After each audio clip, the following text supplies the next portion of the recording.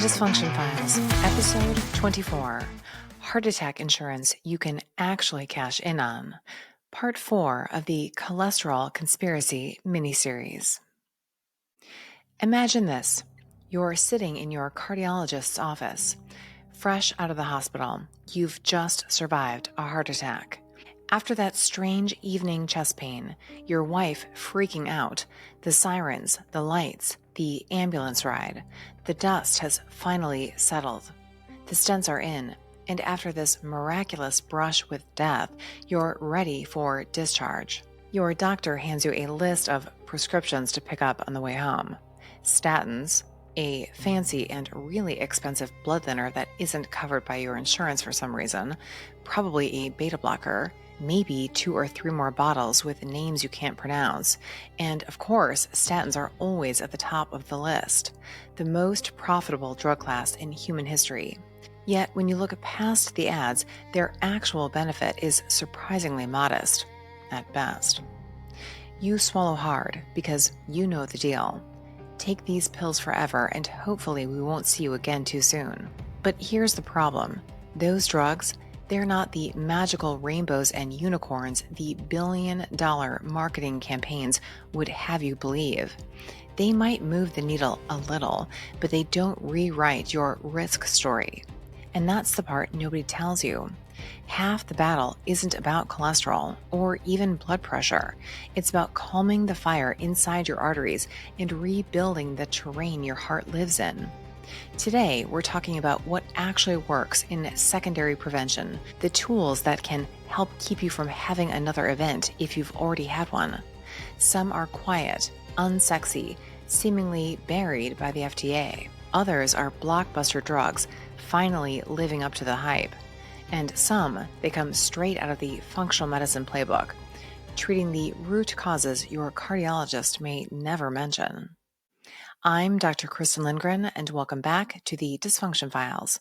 This is episode 24, part 4 of the cholesterol and heart disease miniseries. Let's get into it.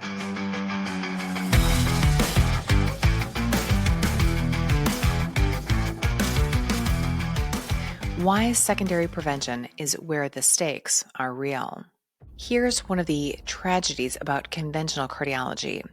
Most people don't get preventative or proactive care. They get, holy shit, what the fuck just happened, reactive care. Half of first heart attacks happen in people with normal cholesterol. We already covered that scam in episode 23. And here's the even scarier part. The most common first symptom of heart disease isn't chest pain. It isn't shortness of breath. It's something called sudden cardiac death. For many people, the first sign of trouble is also the last. In the US alone, that's close to 300,000 people every year, gone in an instant. To put that in perspective, that's like the entire population of Cincinnati or St. Louis just vanishing every year. Or 3 Super Bowls worth of fans gone before halftime. But if you're one of the lucky ones, if you survive that first event, you're on the clock. The risk of another event in the next 5 years can be as high as 20 to 30%.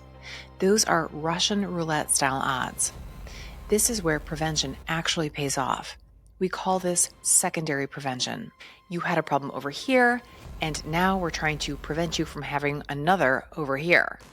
So I'm going to define that as you've either had a heart attack or stroke, or you have an elevated score on a CT coronary artery calcium test, plus or minus elevated inflammatory markers like hsCRP, ferritin, homocysteine, hemoglobin A1C, fasting insulin, or maybe even uric acid.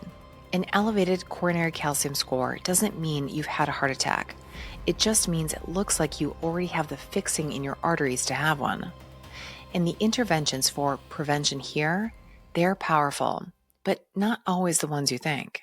So what actually keeps you off the obituary page? Let's talk about the tools that work.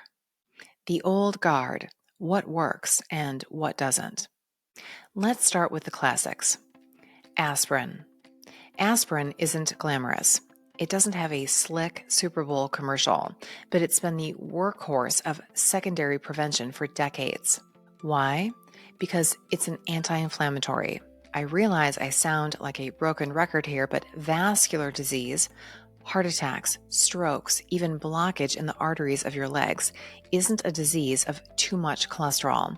It's the disease of vascular inflammation. And aspirin works by keeping platelets from getting sticky, clumping together, and forming a clot in those damaged arteries. Remember, it's the clot that kills you. Here's the catch. Aspirin doesn't really shine in primary prevention. If you haven't had an event yet, the bleeding risk can outweigh the benefit. But once you're in that high-risk camp, aspirin is cheap, effective, and surprisingly hard to beat. Out of 100 people who've already had a heart attack, aspirin prevents more than a few from having another one over 5 years compared to those not on it. Not headlines news numbers, but cheap, easy, well tolerated, and effective. Compare that to statins. Billions spent convincing us they're miracle drugs, but you have to treat hundreds to thousands of people to prevent one event, depending on which industry-funded trial you read. Meanwhile, aspirin quietly does its job for pennies. Colchicine, the FDA's secret approval. And then there's colchicine. Wait, you've never heard of this? Perfect. You're right where you should be. Except you, sir, in the back. You know it? Yes, it's the gout drug. Here's the thing. Colchicine isn't new. It's ancient. Extracted from the autumn crocus, it was written about by Hippocrates and used for gout in ancient Egypt. It even shows up in the Ebers papyrus from 1500 BC. 1500 BC, before Christ, making it one of the oldest known drugs in human history. People literally used to chew on the plant for joint pain. Fast forward, it floated around medicine cabinets for decades, grandfathered in before modern drug laws.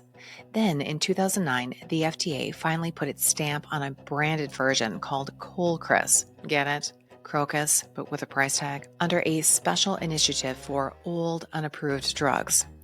And in 2023, the FDA dragged it back out again and quietly approved low-dose colchicine for secondary prevention of heart disease.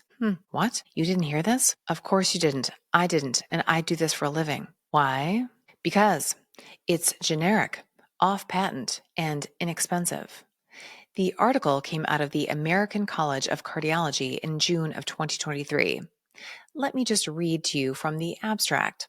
For coronary artery disease patients, low-dose colchicine, which was defined as 0.5 milligrams per day, has been shown to safely lower major adverse cardiovascular events by 31% among those with stable atherosclerosis and by 23% after recent myocardial infarction or heart attack.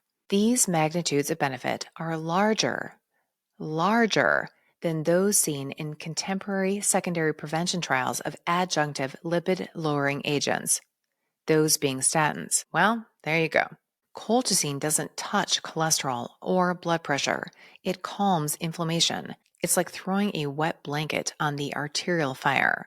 In big trials, it cut the risk of repeat events, heart attack, stroke, cardiovascular death, enough that you'd only need to treat a few dozen people to save one life in just a few years for a pill that costs $1. That's insane. And yet most people have never even heard of it. Why? Because, science. Money. Because it might be the cheapest, most effective heart attack insurance you'll never hear about from your doctor. Meanwhile, statins got billion-dollar ad campaigns, glossy brochures, and drug reps marching through every clinic in America. Funny little world.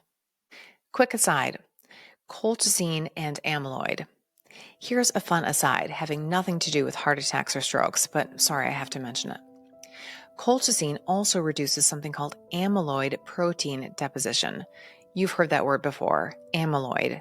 Amyloid is a protein that causes those sticky plaques in the brain, the calling card of Alzheimer's.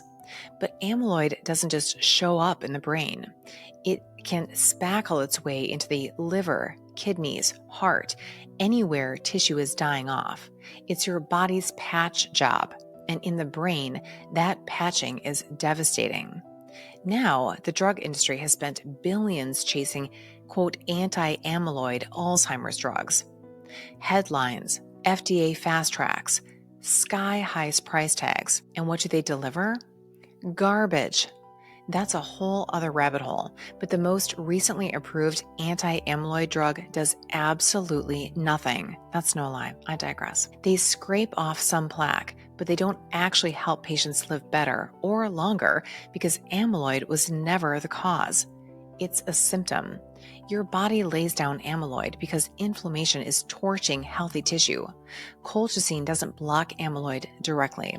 It's stopping the inflammatory destruction that forces your body to plaster it there in the first place. And it's not just the brain. That same amyloid inflammation cycle shows up in the heart. It remodels the atria, the structural wear and tear that leads to atrial fibrillation. Colchicine has been shown to cut post-op AFib rates nearly in half. In half. Not bad. Mechanistically, it's brilliant. So aspirin blocks platelets. Colchicine blocks the white blood cells they recruit. 2 choke points in the I'm having a heart attack right now cascade. And you don't need much. Tiny doses do the job. The irony, the generic colchicine 0.6 milligram pill costs $1. The FDA-approved 0.5 milligram, quote, cardiac dose, around $200 a month. Personally, I'd be tempted to grab the dollar pill, cut it in half, and track inflammation markers, but hey, that's just me. This is not medical advice. Speak to your own doctor. GLP-1 agonists, the potential game changers. And then there are the shiny new kids on the block. GLP-1 receptor agonists like semaglutide and tirzepatide, first pitched as diabetes meds, then hijacked by Hollywood, half of Instagram, and basically anyone who could afford them for weight loss. Love them or hate them, these drugs are proving to be legit cardiovascular protectors. They work because they fix metabolic disease at its root: insulin resistance, obesity, inflammation. Remember, the biggest risk factor for heart disease is this inflammatory situation called metabolic syndrome. GLP-1s don't just shrink waistlines, they help to reverse metabolic syndrome, stabilize plaque, improve endothelial function, and quiet the immune storm raging in arteries. I predict the GLP-1s will ultimately have more of an impact on lowering the risk of cardiovascular disease than any other medical intervention we have. Aspirin works on clotting. Colchicine works on the inflammation, but GLP-1s work on the metabolic situation that started the whole process in the first place. Of course, they come with potential side effects: nausea, vomiting, gallbladder issues, pancreatitis, even muscle loss if you don't pair them with strength training and protein. But side effects aside, in terms of reducing real cardiovascular events, GLP-1s are one of the most powerful drug classes we've ever had. So there you have it. Aspirin, colchicine, GLP-1s, 3 drugs, 2 dirt cheap generics, 1 blockbuster with a side of sticker shock. But here's the catch. None of them answer the bigger question: why did your arteries get inflamed in the first place? And that's where functional medicine comes in, to find the spark before they start another fire. The Functional Medicine Expansion Pack. Now, let's briefly step outside the pharmacy aisle and into the functional medicine clinic, because while pills can help, they don't change the terrain, and the terrain is everything. Lifestyle anchors. Let's start with the basics: food, movement, and sleep. Forget the cereal box, quote, heart healthy labels. That was marketing, not medicine. Cereal is garbage. What actually works is eating in a way that lowers inflammation. Think Mediterranean style, rich in olive oil, nuts, colorful plants. And if your metabolism's already on the ropes, pulling carbs down further can change the whole game. Exercise, non-negotiable. Resistance training is your insurance policy against frailty, especially if you're on a GLP-1. Muscle loss can be real, and lifting keeps you strong. And sleep? This one is underestimated. One bad night spikes blood pressure, sugar, inflammation, you name it. Years of bad sleep? That's like hooking yourself up to an IV drip of arterial damage. Smoking cessation. Still the elephant in the room. It's the number one preventable driver of repeat events. Quit and your odds shift in your favor faster than most drugs can manage. Root cause inflammation pills like aspirin or colchicine lower inflammation, sure, but they don't ask why it's there. In addition to metabolic syndrome, chronic infections, mold exposure, gum disease, these are sparks that keep reigniting the fire. If you don't look for them, you'll never put them out. Targeted support. Supplements aren't magic bullets, but the right ones do move the needle. Omega-3s, magnesium, vitamin D3 with K2, CoQ10, or better yet, its downstream metabolite called ubiquinol, curcumin, all play a role in quieting inflammation and protecting your vessels.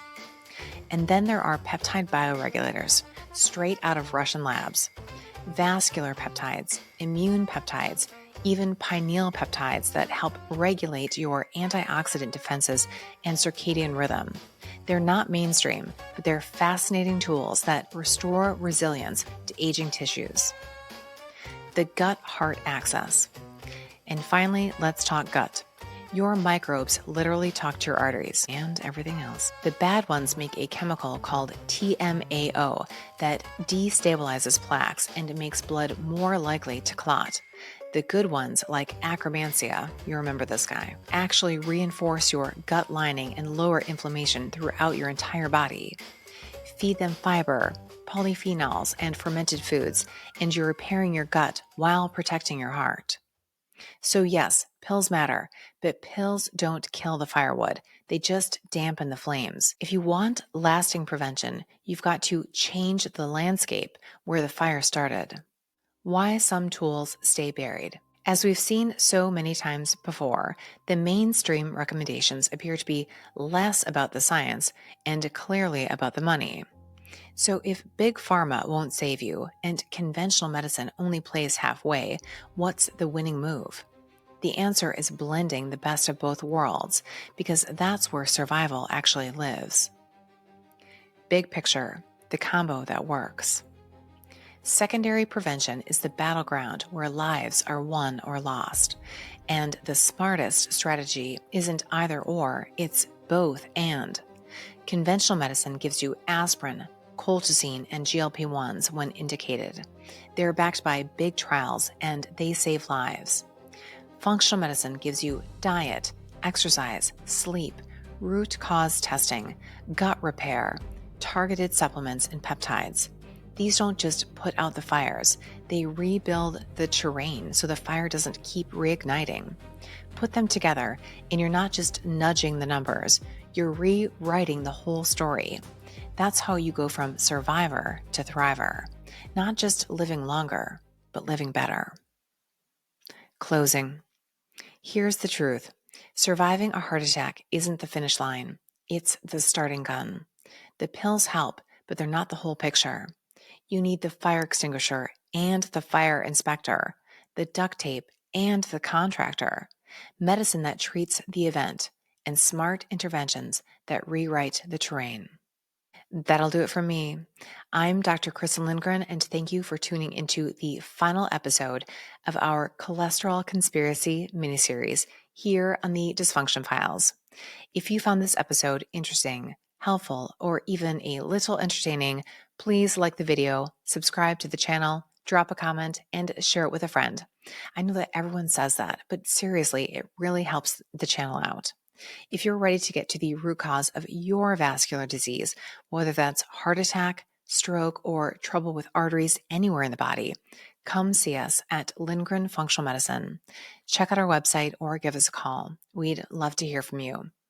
Remember, stay skeptical, keep learning, and don't settle for being just another customer in the conventional system. The more you know, the more power you have to take charge of your own healthcare. I'll see you for the next one. Bye for now.